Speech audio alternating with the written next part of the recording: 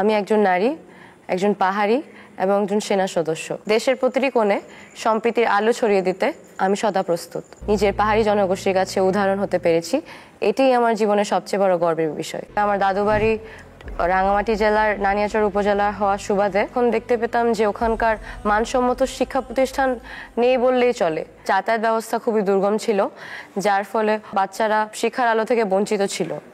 তবে বর্তমান প্রেক্ষাপটটি পুরোই ভিন্ন। সেনাবাহিনী এবং সরকারের বিভিন্ন উদ্যোগে বিভিন্ন শিক্ষা প্রতিষ্ঠান স্থাপিত হয়েছে এবং যোগাযোগ ব্যবস্থা উন্নয়নের ফলে দুর্গম এলাকার বাচ্চারা সেসব শিক্ষা প্রতিষ্ঠানে এসে পড়াশোনা করার সুযোগ পাচ্ছে। সেনাবাহিনী পরিচালিত শিক্ষা প্রতিষ্ঠানে পড়ালেখা করার সুবাদে আমি খুব কাছ থেকে সেনাবাহিনীর বিভিন্ন কর্মকাণ্ড দেখার সুযোগ পেয়েছি এবং সেনাবাহিনীর যে কর্মকাণ্ড আমাকে সেনাবাহিনীতে যোগদানের জন্য অনুপ্রেরণা দিয়েছে, সেটি হলো তাদের আত্মত্যাগী ও সাহসিকতার মনোভাব।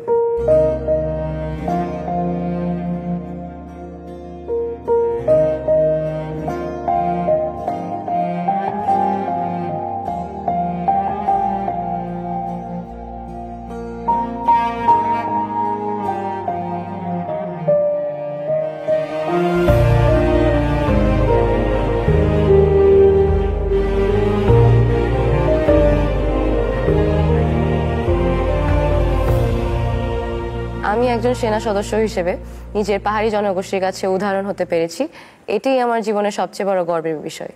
আমি একজন নারী, একজন পাহাড়ি এবং একজন সেনা সদস্য। আমি মাতৃভূমির সেবায় নিবেদিত প্রাণ। দেশের প্রতিটি কোণে সম্প্রীতির আলো ছড়িয়ে দিতে আমি সদা প্রস্তুত।